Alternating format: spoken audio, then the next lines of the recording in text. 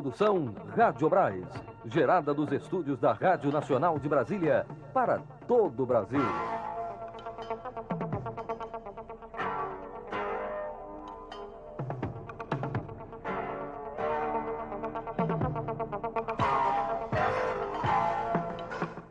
Quinta-feira, 1º de novembro de 2001.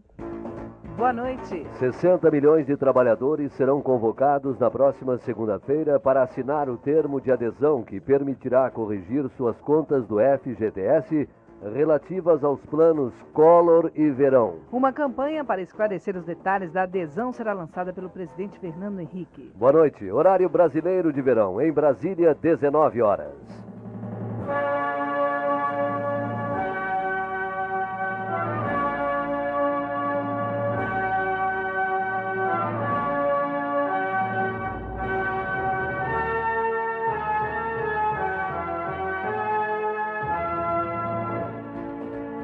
Vamos então aos destaques de hoje da Voz do Brasil. Economia brasileira continua fortalecida. A FMI diz que não há motivo para preocupação porque os números são positivos. A Anatel inaugura mais uma sala do cidadão para beneficiar população. Política de combate ao narcotráfico é discutida pela primeira vez entre delegados. Começa em todo o país a Operação Finados da Polícia Rodoviária Federal.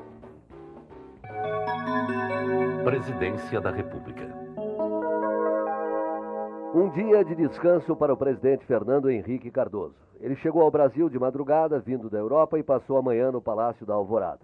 À tarde, compareceu ao Palácio do Planalto. O repórter Arthur Filho tem informações sobre a agenda do presidente para amanhã. Arthur, boa noite. Boa noite, Ayrton e Sula. Arthur, o presidente já tem uma nova viagem internacional marcada para a semana que vem. Qual o roteiro desta vez?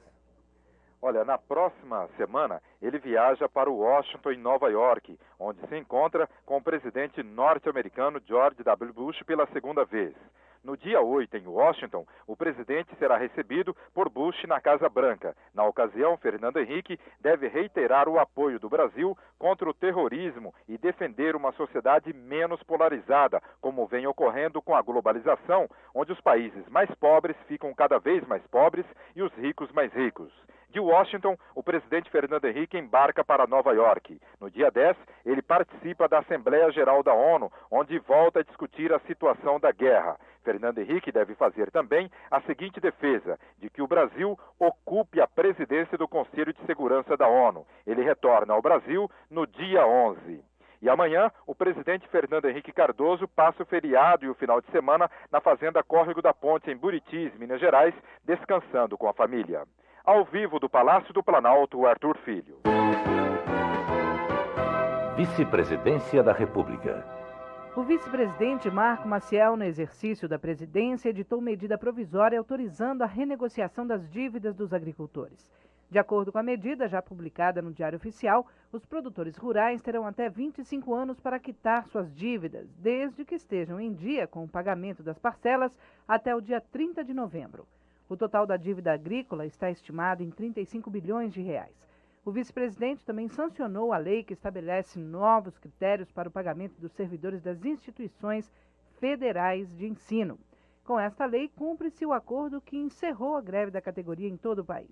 A lei incorpora a chamada gratificação de atividade executiva a partir de 1º de janeiro do ano que vem. Marco Maciel também sancionou nesta madrugada a Lei das Sociedades de Ações, chamada Lei das SA, que amplia as garantias de acionistas minoritários no país.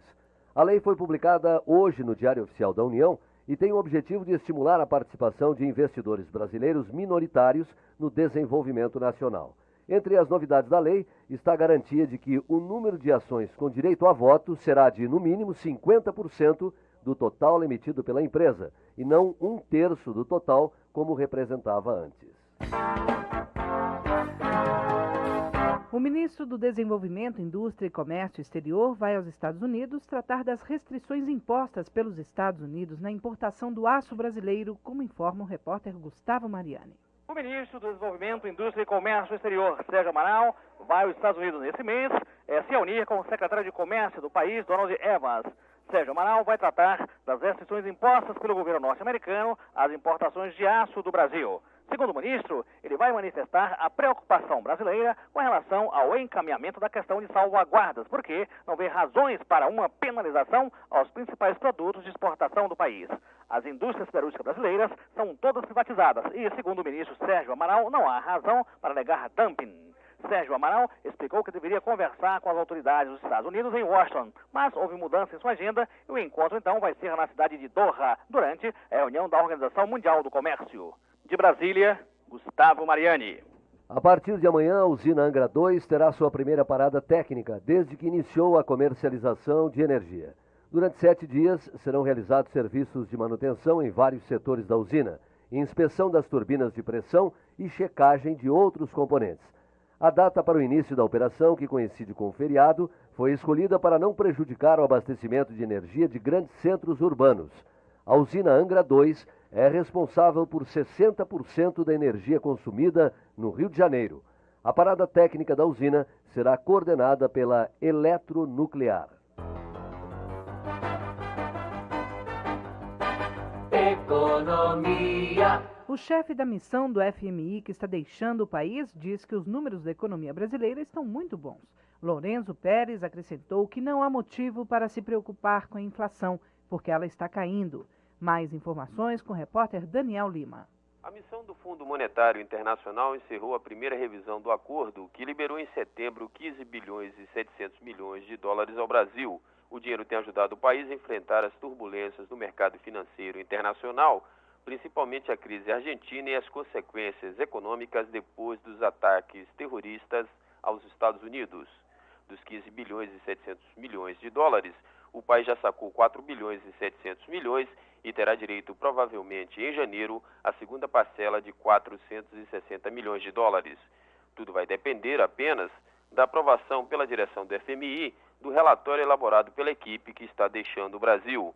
Hoje os técnicos estiveram com o ministro da Fazenda, Pedro Malan, e o chefe da missão, Lourenço Pérez, disse que os números da nossa economia estão muito bons e não existe preocupação com a inflação que está caindo.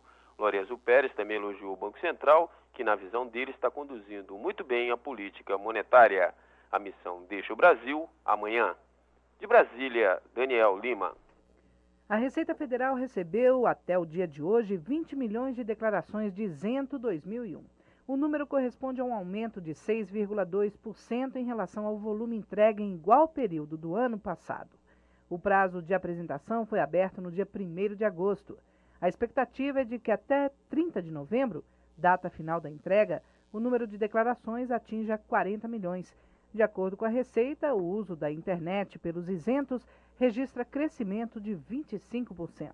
Milhares de trabalhadores aguardam com ansiedade o pagamento da correção dos planos Collor 1 e Verão nas contas do Fundo de Garantia por Tempo de Serviço, FGTS. A partir de segunda-feira, dia 5 de novembro, o governo dará mais um passo para que isso se torne realidade. Nós vamos saber agora o que vai acontecer na semana que vem, conversando com o ministro do Trabalho, Francisco Dornelles. Ministro, boa noite. É um prazer tê-lo mais uma vez aqui conosco. Boa noite, Sula. Boa noite, Ayrton. Boa noite, ouvintes da Voz do Brasil. Ministro, como estão as negociações e o que há de novo aí nessa questão do pagamento da correção dos planos econômicos no FGTS? Agora, no dia 6, o presidente Fernando Henrique vai lançar a grande campanha de esclarecimento sobre o termo de adesão. Ou seja, os 60 milhões de brasileiros, a partir do dia 5, serão chamados para assinar o termo de adesão nas agências do Correio de Telégrafos, para que a partir de junho possam receber a correção do FGTS que lhes foi retirada pelos planos Collor e Verão. Ministro, e que vantagem terá o trabalhador em assinar esse termo de adesão? É que ele vai receber mais rápido.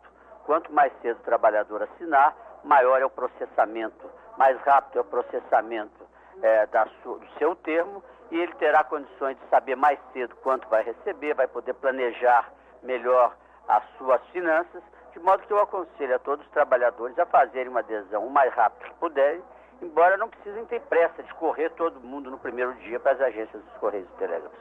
Ministro, agora mudando um pouquinho de assunto, o senhor afirmou essa semana que o governo pretende reduzir em até 50% o número de acidentes de trabalho no país até o ano 2003. Como é que está essa campanha? A meta é essa mesma? Nós temos uma meta de reduzir no período de 2000 a 2003, a meta era de reduzir em 26% os acidentes fatais de trabalho. Mas nós fizemos uma campanha muito grande, visando o interesse do trabalhador, a saúde e a segurança do trabalhador, com as centrais sindicais e patronais, e só nos 2 primeiros anos, 2000 e 2001, nós já reduzimos em 26% os acidentes fatais de trabalho, ou seja, de 3.900 para menos de 3.000, e queremos chegar ao ano 2003 com a redução de 50% dos acidentes fatais de trabalho. Ministro Dornelles, o senhor considera importante que o trabalhador inclua esse item na pauta de negociações aí na hora da data base?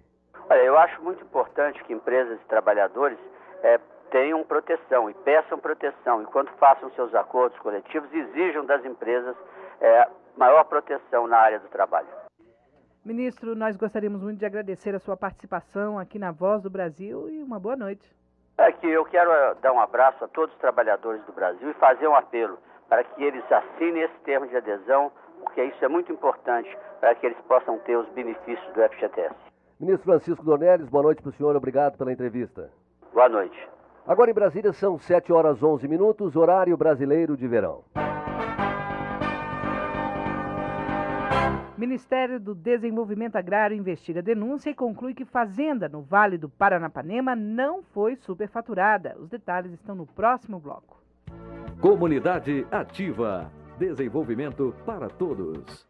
A cidade de Novo Horizonte, na Bahia, graças ao programa Comunidade Ativa, realizou seu maior sonho. O trecho de 19 quilômetros da estrada que dá acesso à BR-242 e à BA-251 foi asfaltado. O coordenador do Fórum Local de Desenvolvimento, Ajuricaba Lemos, disse que a obra vai viabilizar o escoamento das riquezas produzidas pelo município. Representa justamente grande progresso para Novo Horizonte, que através dessa estrada, onde está sendo feito o escoamento com maior facilidade do minério e do alho, que são as duas economias do nosso município. O comércio que na sede melhorou muito. Até mesmo o problema da saúde, para chegar em hospitais mais desenvolvidos. Novo Horizonte também se prepara para inaugurar sua primeira biblioteca pública. As obras estão em fase de conclusão. Comunidade Ativa e Sebrae, no desenvolvimento local. Um programa da Secretaria Executiva do Comunidade Solidária. Professor, aprenda na TV Escola o que o Fundef pode oferecer a você. Neste próximo sábado, às 10h30 da manhã, a TV Escola estará transmitindo o programa do Fundef. Se você não puder assistir, peça alguém para gravar. Além de esclarecer as dúvidas que você ainda tem sobre o Fundo de Desenvolvimento do Ensino Fundamental, o programa aborda outros temas, como planos de carreira, capacitação profissional, direitos trabalhistas e ainda dá dicas sobre o seu futuro profissional. O programa do Fundef vai ao ar pela TV Escola todo o primeiro sábado do mês. Sempre às 10h30. Marque na sua agenda. O Brasil acordou para a educação, para fazermos forte e grande esta nação. Temos que nos unir, governo, pai e mãe, escola é saber. Ministério da Educação, Governo Federal. A voz do Brasil. Rádio Brás. Mais 18 municípios do Rio Grande do Norte passam a integrar o programa Comunidade Ativa. O secretário executivo do programa, Ludgério Monteiro, e o governador Garibaldi Alves Filho assinam termo de compromisso na próxima segunda-feira. Agora serão 23 municípios do estado que participam do programa. Os outros 5 foram incluídos durante a fase piloto. A hora do campo. Banco da Terra nega superfaturamento na compra de uma fazenda no interior paulista. De acordo com o relatório divulgado hoje pelo Ministério do Desenvolvimento Agrário, contrariando a denúncia, a compra da fazenda ficou abaixo do preço de mercado. As informações com o repórter Lourival Macedo.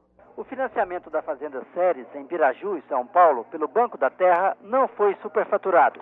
A constatação é do Ministério do Desenvolvimento Agrário, ao analisar a denúncia da Câmara de Vereadores de Piraju, que fica no Vale do Paranapanema.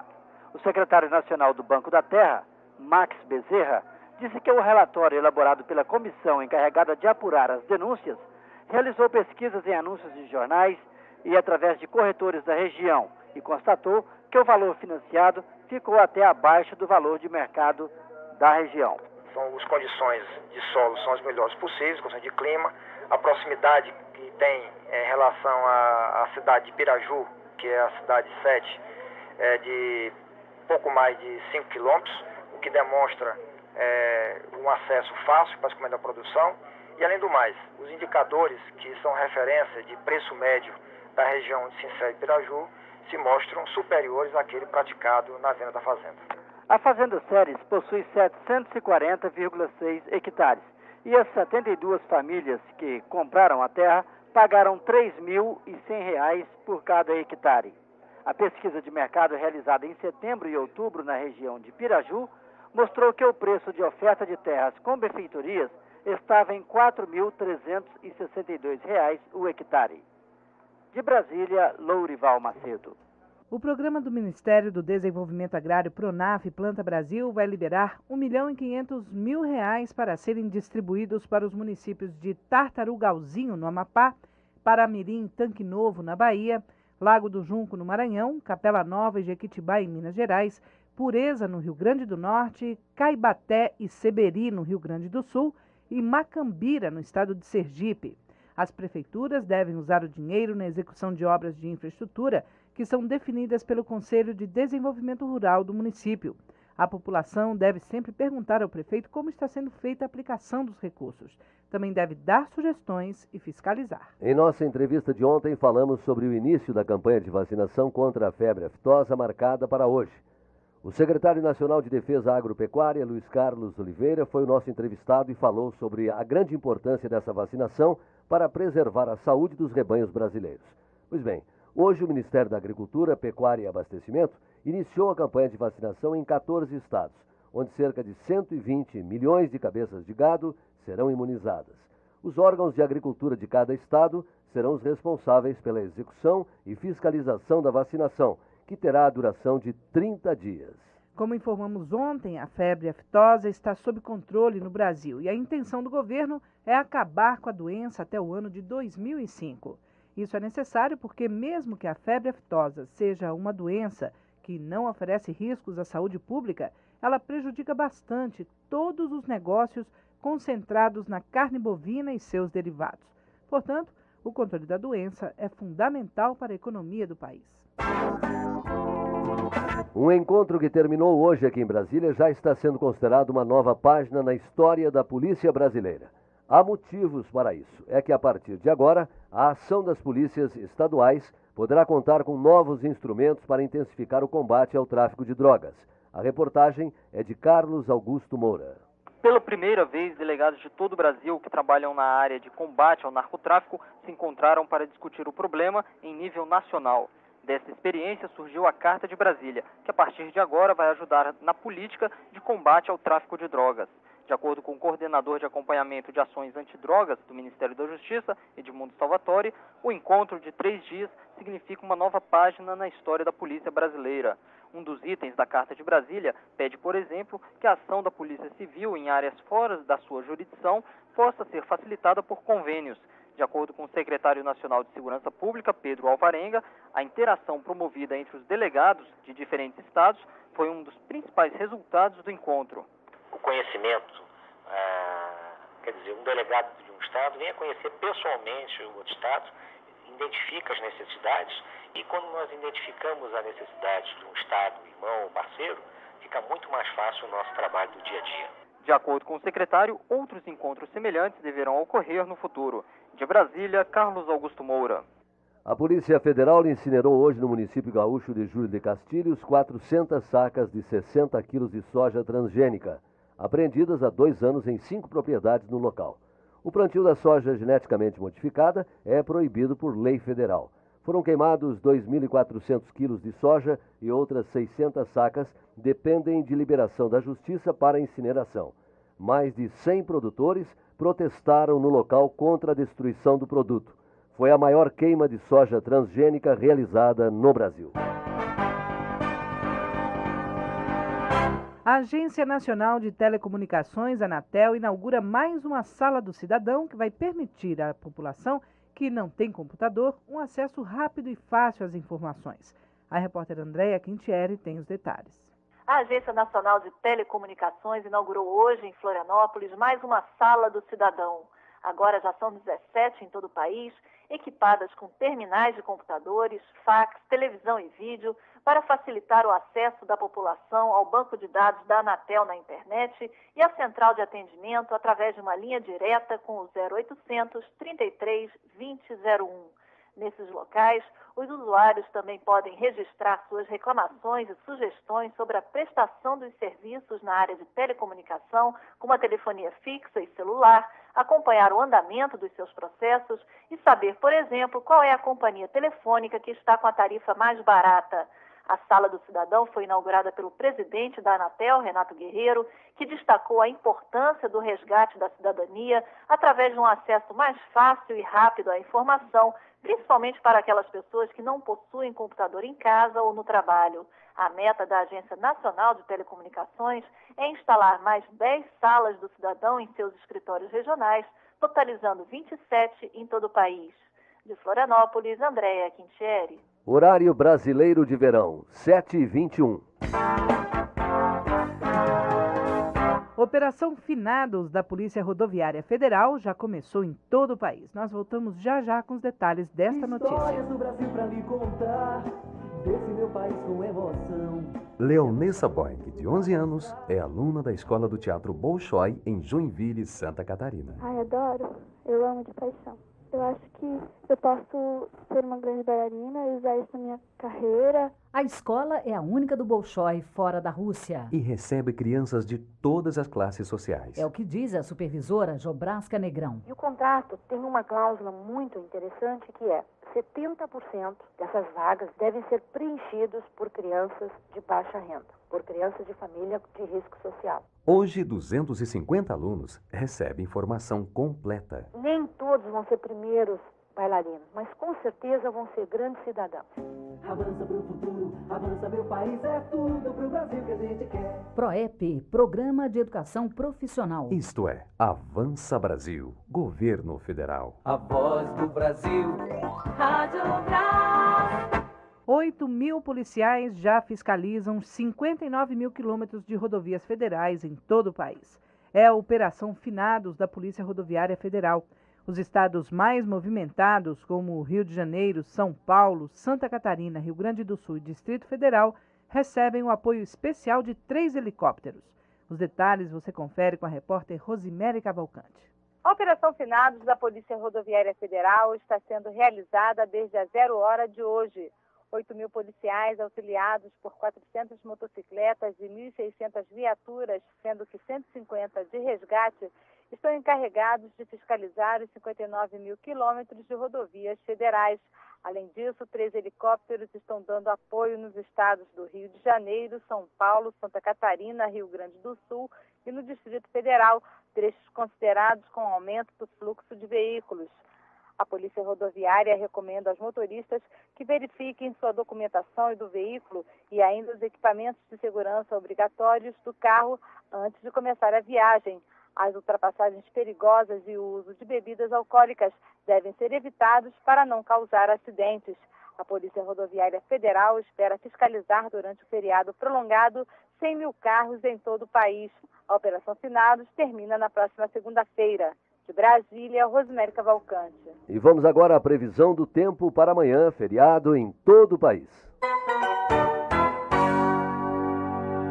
Céu claro em toda a região sul. A temperatura mínima para o sul será de 7 graus e a máxima deve chegar a 30 graus. No sudeste, céu nublado com chuvas ocasionais em Minas Gerais, Espírito Santo e também no estado do Rio de Janeiro. O sol deve aparecer em São Paulo, mínima de 8, e a temperatura máxima deve chegar aos 32 graus na região sudeste. No centro-oeste, pancadas de chuva no Mato Grosso e Goiás.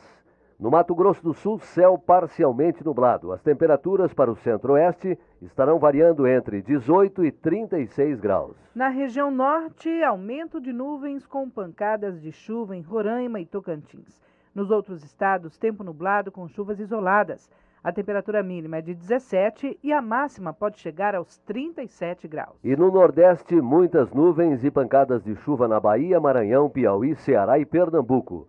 Tempo parcialmente nublado nas outras áreas. Mínima para o Nordeste, 17 graus e a máxima deve chegar aos 37 graus. As informações são do Centro de Previsão do Tempo e Estudos Climáticos do INPE. Horário brasileiro de verão, pontualmente 7h25. A primeira parte da Voz do Brasil foi produzida pela Rádio Brás. Para você, uma boa noite e até a próxima segunda, porque amanhã é feriado, não é mesmo, Ayrton? Amanhã é feriado, não teremos a Voz do Brasil, voltamos só na segunda-feira, às 7 horas em ponto. Um bom feriado, um bom final de semana para você e até lá.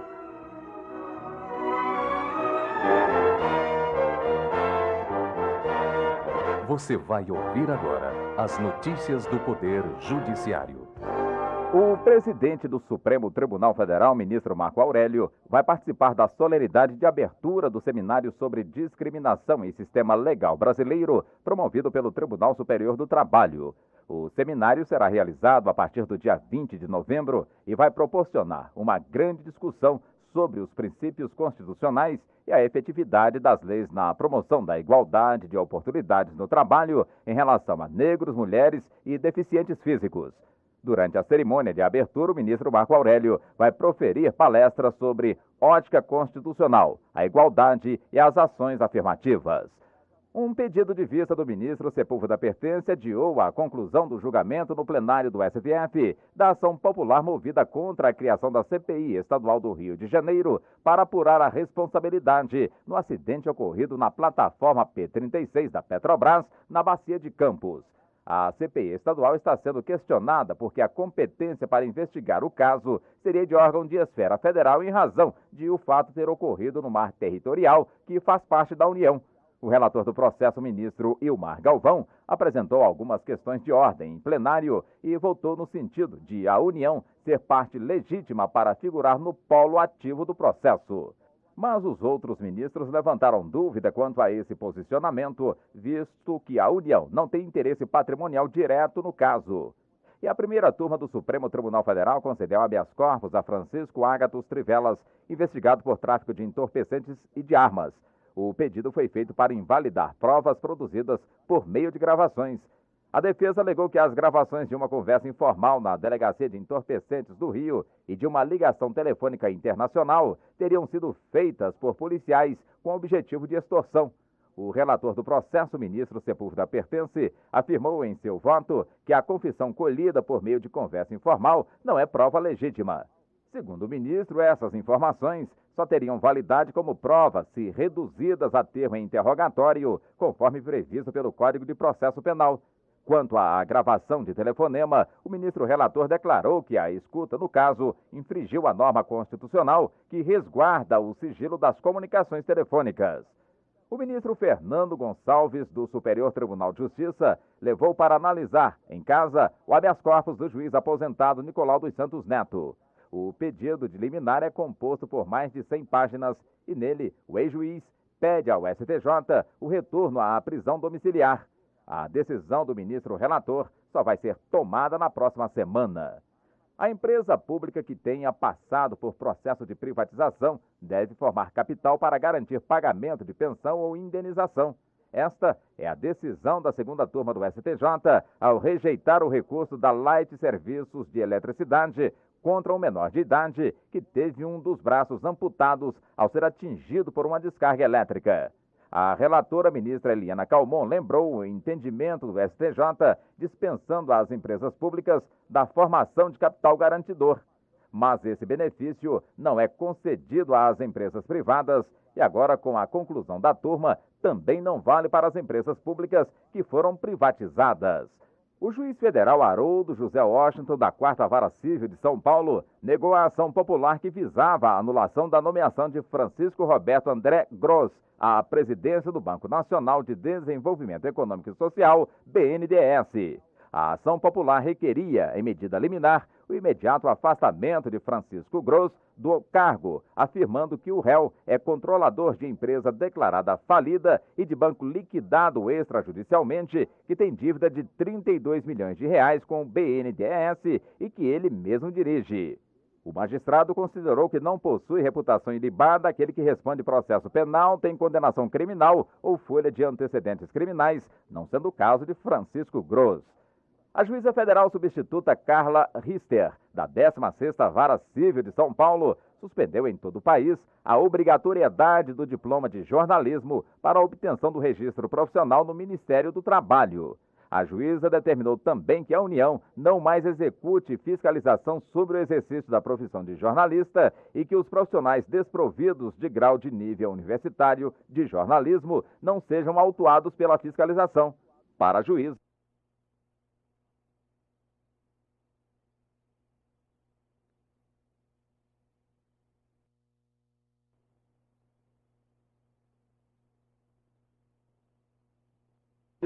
Supremo, gravação de conversa informal não vale como prova em processo. Justiça Federal mantém presidente do BNDES no cargo. STJ decide sobre habeas corpus de Nicolau dos Santos Neto na semana que vem. Boa noite. Notícias do Poder Judiciário. Produção da Secretaria de Imprensa do Supremo Tribunal Federal. A seguir, o Noticiário do Poder Legislativo. Jornal do Senado. Marluce Pinto rejeita a proposta que diminui o número de deputados federais dos estados mais pobres. Se nós somos 8, os nossos municípios recebem uma quantia maior. Geraldo Cândido lamenta que Brasil esteja entre os países que mais praticam tortura policial. Mas isso não é propriamente uma novidade para muitos de nós. Eduardo Suplicy acha aumento da dívida pública preocupante. A senadora Marluce Pinto não aceita a diminuição do número de deputados e da representação mínima de cada estado na Câmara. Essa proposta é do senador Álvaro Dias, como informa a repórter Márcia Torelli. A proposta de Álvaro Dias reduz os atuais 513 deputados para 405 e a representação mínima de cada estado de 8 para 4 deputados. Uma das justificativas seria a desproporção entre a população desses estados e o número de representantes na Câmara. Roraima, por exemplo, tem apenas 0,2% da população brasileira e cada um de seus 8 deputados representa cerca de 35 mil habitantes. Já no caso de São Paulo, com 22% da população, cada um dos 70 deputados representa 500 mil habitantes. Mas para Marluce Pinto, a mudança pode prejudicar os estados mais pobres que precisam se desenvolver. O deputado federal, ele tem a sua área, ele ajuda determinadas prefeituras. E com isso, se nós somos 8, temos 8 lá no nosso estado, os nossos municípios recebem uma quantia maior.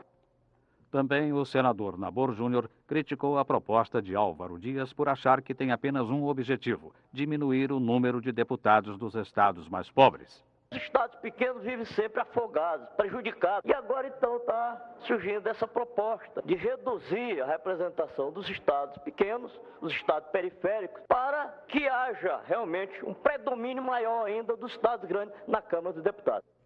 A União vai indenizar os danos causados por aviões brasileiros alvos de atentados terroristas. Foi o que decidiu hoje o plenário do Senado ao aprovar medida provisória enviada pelo governo.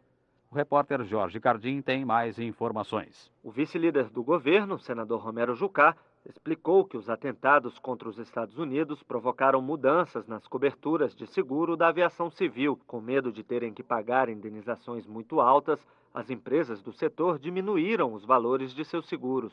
Por isso, segundo Jucá, todos os países do mundo decidiram assumir a responsabilidade pela cobertura dos danos em terra causados por aviões sequestrados ou alvos de ataques. Isso para permitir o funcionamento normal dos voos internacionais. E sem dúvida nenhuma, enquanto se combate o terrorismo, temos que tomar medidas protecionistas que garantam o funcionamento do sistema aéreo de transportes.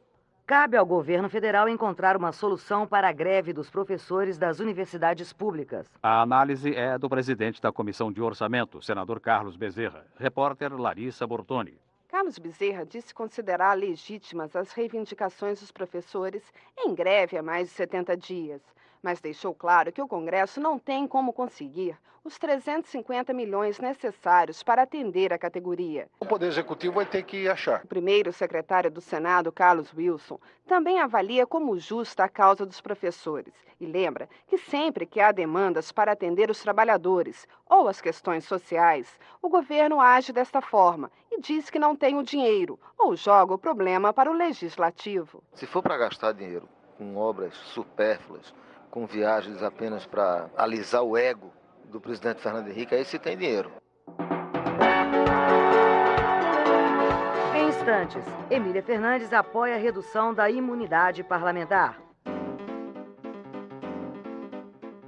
Agora, ao ligar para o 0800 61 22 11, você também pode participar do Fala Cidadão. Faça você mesmo uma pergunta ao senador e ouça a resposta durante a programação da Rádio Senado.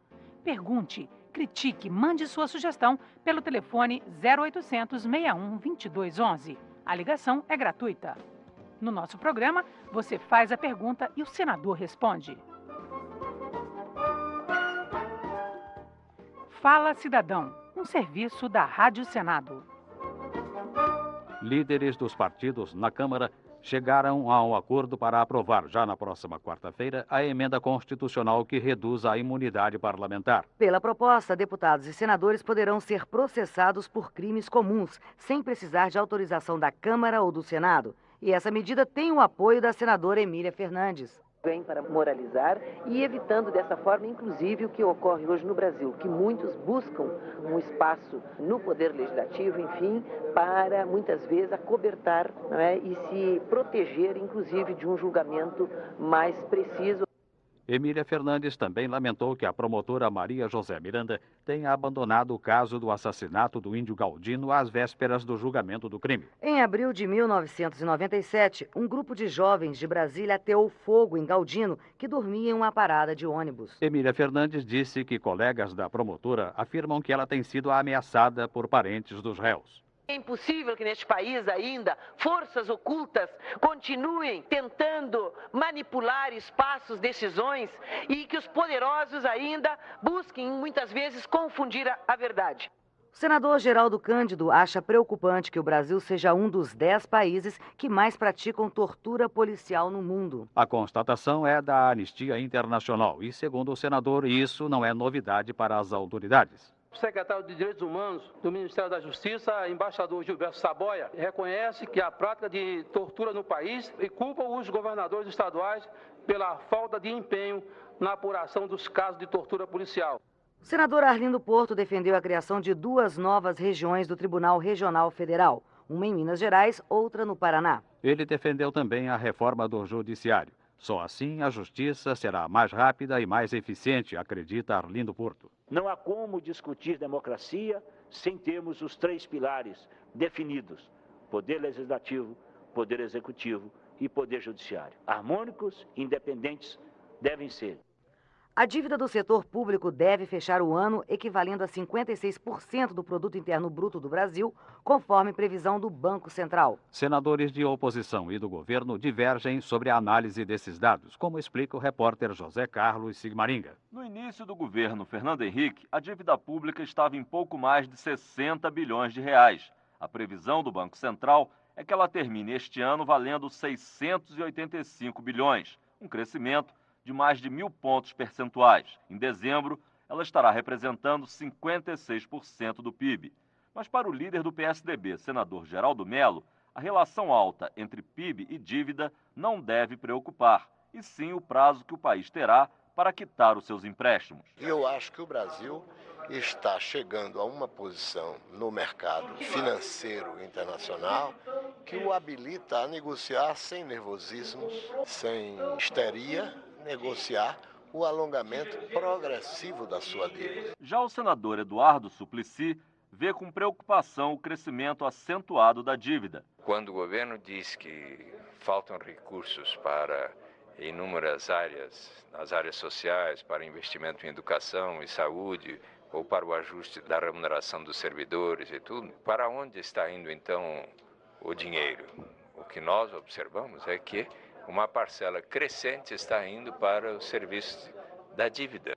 O O senador Amir Lando pediu ao governo federal apoio para os produtores de leite de Rondônia. Ele disse que os grandes laticínios fizeram o preço do leite cair de tal forma que hoje mal dá para cobrir os custos da produção. Como saída, Amir Lando defende a criação de cooperativas e a redução das importações de leite. E o senador Romero Jucá elogiou a luta da diplomacia brasileira pela redução das barreiras impostas por países ricos a produtos agrícolas brasileiros. Jucá disse que, segundo o Ministério da Agricultura, a redução do protecionismo permitiria que o Brasil exportasse mais. E já no primeiro ano, o aumento seria de 6 bilhões de dólares. Presidiram a sessão de hoje os senadores Rames Tebet, Edson Lobão e José Coelho. Jornal do Senado.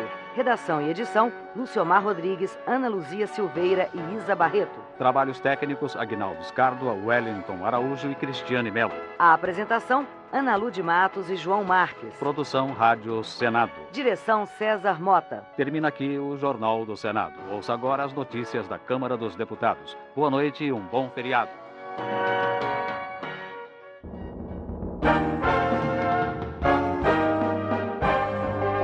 Jornal Câmara dos Deputados. Plenário avalia a renegociação da dívida agrícola. Guarda Municipal no combate à violência. Deputado teme ingresso na ALCA.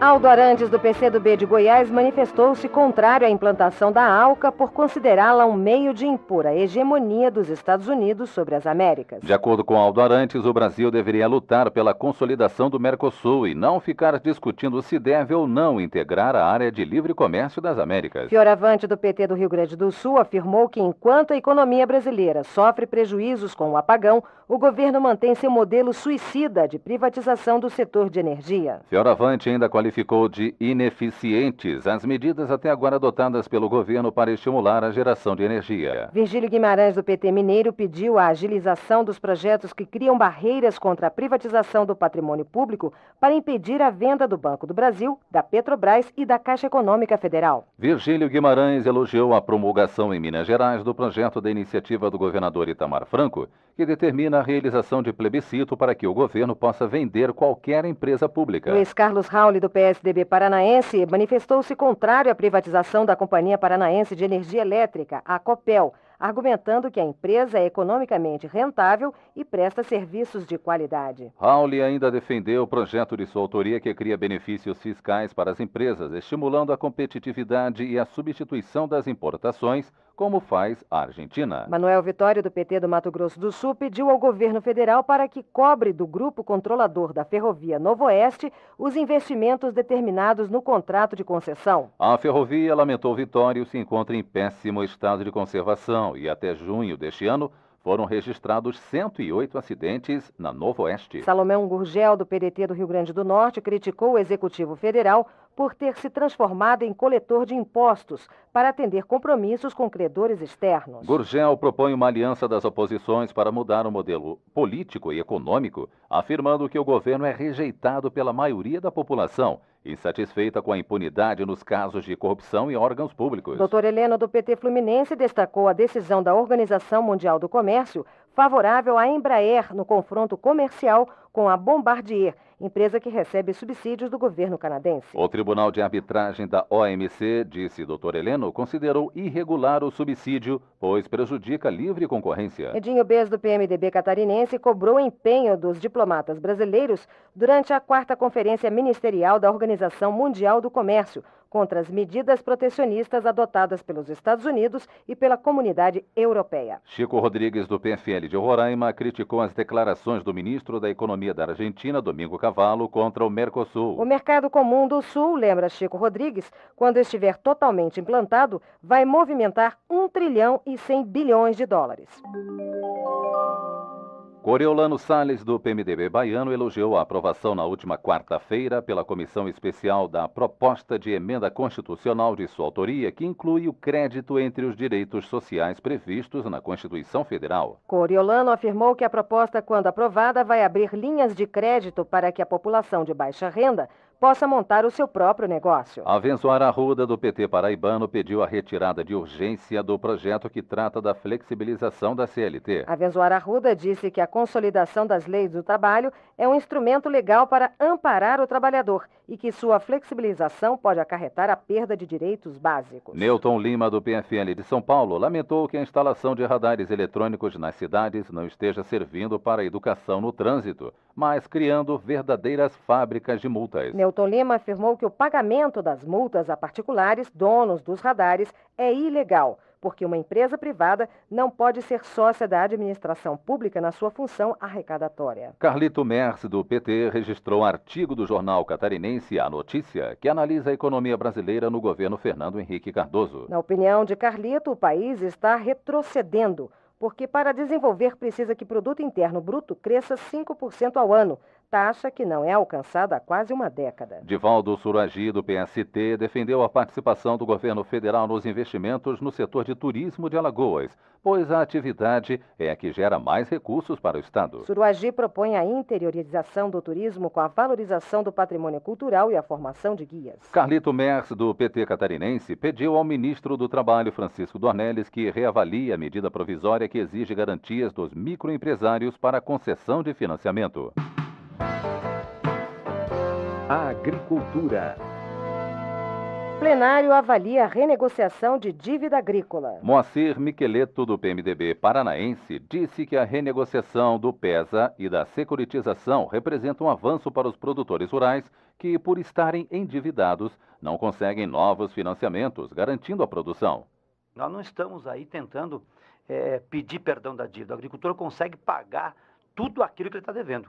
Claro que ele só consegue pagar desde que ele tenha renda. Então se jogou numa cronologia para 25 anos, e nesses 25 anos nós temos certeza absoluta que o agricultor terá condições, inclusive, de pagar a sua dívida e, acima de tudo, recuperar o processo produtivo. Luiz Carlos Reis, do BBB Gaúcho, cumprimentou os ministros da Fazenda e da Agricultura pelos avanços nas negociações das dívidas agrícolas, beneficiando 600 mil produtores rurais. 80% dos beneficiados são agricultores que devem até R$5 mil, informou Reis, esclarecendo que 67% do débito representam dívidas diretas e o restante de cooperativas. Saulo Pedrosa, do PSDB baiano, elogiou o alongamento da dívida dos agricultores para 25 anos, com redução dos juros para 3%, salientando que a medida não representa um perdão ou um calote. Saulo Pedrosa lembra que o não cumprimento das novas condições vai resultar em inscrição do agricultor na dívida ativa. Exídio Pinheiro, do PSB Gaúcho, elogiou o acordo que prorrogou as dívidas dos agricultores em até 25, mas lamentou a exclusão dos financiados pelo Pronaf. Exídio Pinheiro anunciou também a apresentação de projeto determinando que o Serviço Nacional de Aprendizagem Rural seja administrado pela CNA e pela CONTAG. Coriolano Salles, do PMDB baiano, aplaudiu o acordo realizado entre o governo e os produtores rurais, que ampliou o prazo de pagamento de suas obrigações em até 25 anos. Coriolano manifestou esperança que o mesmo tratamento seja dado aos financiamentos através do Pronaf. Hermes Parcianello, do PMDB do Paraná, destacou que 92% dos beneficiários da renegociação das dívidas agrícolas são pequenos proprietários. Parcianello elogiou o trabalho de negociação conduzido pela Câmara e ressaltou que a agricultura deve ser uma prioridade permanente do Congresso Nacional. Já Luci Schoenack, do PT catarinense, chamou de negociata da bancada ruralista o acordo que prorrogou as dívidas dos agricultores. Segundo Schoenack, mais uma vez os pequenos produtores rurais do Pronaf foram prejudicados, pois não obtiveram prorrogação das suas dívidas. Osmar Terra, do PMDB Gaúcho, apontou a cartelização da indústria, o aumento abusivo no preço das embalagens e o crescimento da produção como causas da crise no setor leiteiro. A única solução, garante Osmar Terra, é criar uma Câmara Setorial com a participação do governo para definir o preço na produção, o lucro da indústria e o custo para o consumidor. José Carlos Elias, do PTB, afirmou que o Espírito Santo consolida seu polo de fruticultura, que pela qualidade da produção conquista mercados exigentes como o dos Estados Unidos. José Carlos Elias frisou que as condições favoráveis de solo, clima e localização favorecem o estado, que produz 50 mil toneladas de frutas anualmente. Confúcio Moura, do PMDB de Rondônia, reiterou o pedido ao governo para que reveja a medida que destina 80% das propriedades da Amazônia para a formação de reserva ambiental. Confúcio lembra que na Amazônia vivem mais de 16 milhões de brasileiros que não podem viver apenas do extrativismo ou da exploração de uma biodiversidade que ainda não foi pesquisada. Juquinha do PL anunciou a assinatura hoje no Palácio das Esmeraldas, em Goiânia, do contrato para a execução das obras da Ferrovia Norte-Sul, entre Anápolis e Petrolina de Goiás. A conclusão do trecho da ferrovia, segundo Juquinha, vai aproximar as novas fronteiras agrícolas do Centro-Oeste, levando até o Porto de São Luís parte significativa da produção do interior. João Magalhães, do PMDB mineiro, cobrou maior empenho do Ministério da Agricultura para o fortalecimento da cafeicultura, que está à mercê dos mercados nacional e internacional. João Magalhães também defendeu a criação da carreira de auditor federal nos órgãos e entidades da administração pública, autarquias e fundações. João Magno, do PT, registrou reunião ocorrida na última sexta-feira em Governador Valadares, Minas Gerais, para a criação do Comitê da Bacia do Rio Doce, organizado a partir da mobilização de lideranças políticas e da sociedade. João Magno lembrou que o Rio Doce é um dos mais importantes do estado e enfrenta sérios problemas como a poluição, o desmatamento e o processo de desertificação das encostas. João Leão, do PPB baiano, manifestou apoio ao relatório da comissão especial que discutiu o Fundo Nacional de Desenvolvimento do Semiárido. João Leão afirmou que o fundo vai contribuir para impulsionar o desenvolvimento dos estados que sofrem com a seca e reduzir as desigualdades sociais e o êxodo para grandes centros urbanos. Marcondes Gadelha, do PFL, confirmou a descoberta de petróleo do tipo parafínico do sítio Sagui, em Sousa, na Paraíba. A jazida, ressalta a Gadelha, está localizada a 200 quilômetros de Mossoró, município potiguar, maior produtor de petróleo em terra.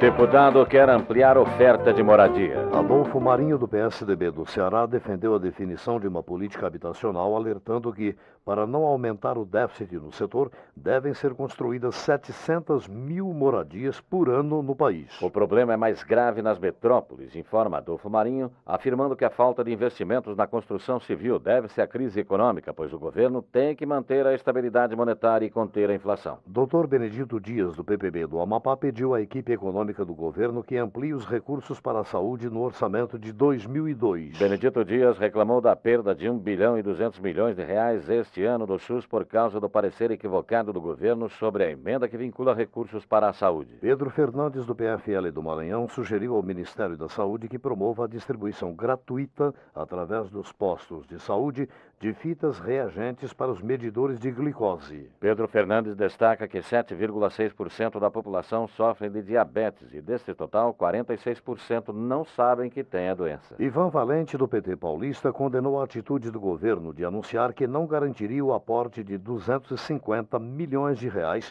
para atender às reivindicações dos professores universitários. A atitude, além de desmoralizar o Ministério da Educação, acredita Valente, mostra mais uma vez a preocupação do governo em atender apenas a meta do superávit primário. Luiz Bittencourt, do PMDB goiano, condenou a redução de verbas para a ciência e tecnologia, lembrando que os países integrantes da OCDE investem entre 2% a 3% do seu orçamento para o setor, enquanto o Brasil usa apenas 0,9% do PIB. Luiz Alberto, do PT baiano, contestou a política nacional de saneamento proposta pelo governo, defendendo que os municípios detenham a titularidade dos serviços de água e esgoto. Luiz Alberto também é favorável à criação de um Fundo Nacional de Saneamento que centralize os recursos federais destinados aos estados e municípios. Doutor Heleno, do PSDB Fluminense, parabenizou o ministro do Planejamento, Marcos Tavares, pela elaboração do estudo Evolução Recente das Condições e Políticas Sociais do Brasil. O trabalho revela, disse o doutor Heleno, que a taxa de renda domiciliar per capita cresceu 25%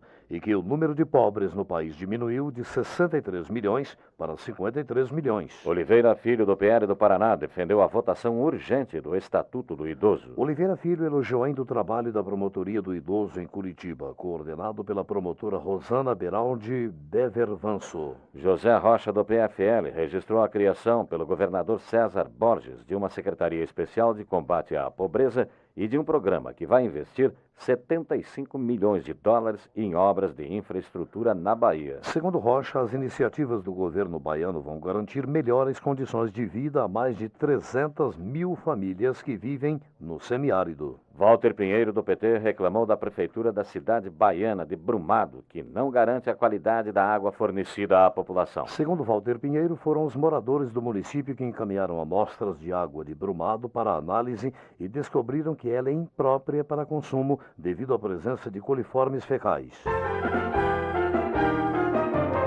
Guarda Municipal no combate à violência. André Benassi, do PSDB, destacou o seminário realizado em Jundiaí, São Paulo, para discutir a segurança pública e o aumento da violência no país. Segundo Benassi, uma das soluções para reduzir a violência é a aprovação da emenda constitucional permitindo que as guardas municipais possam atuar no policiamento junto com a PM. Paulo Paim, do PT Gaúcho, defendeu o projeto de sua autoria que acrescenta artigo ao Código Penal, tornando crime a simulação de ato terrorista. Segundo Paim, os trotes telefônicos ou através da internet devem ser punidos com rigor, assim como praticar ou provocar por qualquer meio tumulto ou pânico. Simão Cecim, do PPB do Rio de Janeiro, manifestou preocupação com o terrorismo biológico e o clima de insegurança gerado na população mundial. Para Cecim, o momento deve estimular as autoridades a combater o terrorismo e todas as formas de violência que condenam os cidadãos ao confinamento em seus lares. Aldo Arantes, do PCdoB goiano, condenou a agressão norte-americana ao Afeganistão, ressaltando que pela terceira vez as tropas dos Estados Unidos acertaram instalações da Cruz Vermelha, matando 15 pessoas. Jair Bolsonaro, do PPB do Rio de Janeiro, criticou a declaração do ministro da Defesa, Geraldo Quintão, que equiparou a derrubada de aviões que invadam o espaço aéreo brasileiro à pena de morte. Segundo Bolsonaro, o ministro parece não estar interessado em defender a soberania nacional sobre o território brasileiro. Coriolano Salles, do PMDB baiano, defendeu a democratização da justiça brasileira, afirmando que atualmente ela se encontra muito distante da população, principalmente a mais carente. Coriolano teme que o cidadão não acredite mais no poder judiciário e passe a considerar a chamada justiça com as próprias mãos, como a única solução para os conflitos do dia a dia. Luci Schoenack, do PT de Santa Catarina, lembrou os 2 anos do assassinato de Dorcelina Folador, ex-prefeita do município de Mundo Novo, no Mato Grosso do Sul. A luta de Dorcelina contra a corrupção e os privilégios dos poderosos deve ser lembrada sempre, afirmou Schoenack. Severino Cavalcante, do PPB de Pernambuco, agradeceu o apoio recebido em sua luta pela liberação da menina cubana Anabel Antigua, retida em seu país por questões políticas e que agora está seguindo viagem para o Brasil. Os pais de Anabel, em visita a Pernambuco há 4 anos, resolveram fixar residência no município de Catende, disse Severino, mas sua filha ficou retida e somente agora, após pressões políticas, obteve do governo de Cuba autorização para morar no Brasil. Átila Lins, do PFL do Amazonas, informou que o relatório do senador Bernardo Cabral sobre a reforma do Judiciário propõe a quarentena para juízes e procuradores e a adoção da súmula vinculante. Por serem artigos emendados ao projeto aprovado pelos deputados, disse Átila Lins, a matéria retornará à Câmara. Roland Lavin, do PMDB da Bahia, manifestou-se favorável à continuidade da reforma do aeroporto de Salvador, assunto discutido em reunião de líderes partidários que estão articulando a inclusão de recursos para a obra no orçamento de 2002. Mas Roland Lavin quer que a Infraero cancele o contrato com a OAS e abra nova concorrência para a obra, sob pena de ser responsabilizada pelas irregularidades constatadas pelo TCU. Wilson Santos, do PSDB do Mato Grosso, lamentou que a base de lançamento de foguetes de Alcântara, no Maranhão, esteja praticamente abandonada, apesar do investimento de 300 milhões de dólares no Programa Espacial Brasileiro. Segundo Wilson Santos, a base de Alcântara não é utilizada em sua totalidade, porque o Brasil não tem produção própria de foguetes e as tentativas de lançamento de satélite não deram certo. Darcísio Peronde, do PMDB Gaúcho, assegurou que em nenhum momento o governo suspendeu as negociações com os professores universitários e servidores públicos em greve. Peronde questionou ainda a atuação do Clube do Seguro do Cidadão, instituição criada pelo PT para arrecadar recursos no Rio Grande do Sul, visando a campanha eleitoral do próximo ano. Clóvis Eugen Fritz, referindo-se às denúncias contra o governo Olívio Dutra, advertiu que até as eleições presidenciais, a oposição no Rio Grande do Sul vai tentar mostrar que o PT não pode chegar ao poder. Mas Eugen Fritz alerta que a realidade mostra que é necessário mudar o modelo econômico e financeiro que levou o país ao segundo lugar em concentração de renda no mundo. Ana Corso, por sua vez, transcreveu nota da direção estadual do PT sobre as denúncias relacionando o governador Olívio Dutra à contravenção. Ana Corso informou que o militante denunciado na CPI da Segurança agiu usando o nome do governador sem consultá-lo e será submetido à Comissão de Ética do Partido do Estado. João Grandão, do PT, denunciou o desvio pelo antigo governo do Mato Grosso do Sul de R$1.700.000 de verbas federais liberadas para a construção da Santa Casa de Dourados e que foram utilizadas na campanha eleitoral do PMDB em 1998. Para a conclusão da obra, o governador Zeca, do PT, foi obrigado a repor o dinheiro desviado, mas o hospital ainda aguarda a instalação dos aparelhos médicos para que possa funcionar, disse João Grandão. Antônio Carlos Panunzio, do PSDB paulista, considera que os projetos de criação de novos estados, principalmente na região norte, distorcem o pacto federativo, pois aumentam o número de parlamentares da região. Na opinião de Panunzio, a proposta não é o caminho mais adequado para solucionar os problemas financeiros da população. Haroldo Lima, do PCdoB baiano, condenou a juíza substituta Carla Rister, da 16ª Vara Federal de São Paulo, que concedeu liminar, impedindo que a União exija o diploma de curso superior para registro profissional no Ministério do Trabalho. A juíza, disse Haroldo Lima, atendeu o pedido do Procurador Regional dos Direitos do Cidadão, André Carvalho Ramos, que em ação civil pública solicitou o fim da exigência em nome da liberdade de expressão. Arnaldo Faria de Sá, do PTB paulista, registrou a comemoração esta semana do Dia do Servidor Público, homenageando o presidente da Associação dos Funcionários Públicos de São Paulo, Antônio Tucílio. Faria de Sá saudou ainda a APAMPESP, presidida por Zilda Guerra, e a ZETEG, presidida por José Gozzi, e o MOSAP, dirigido por Domingos Travesso. Homenagem. A Câmara realizou esta semana a sessão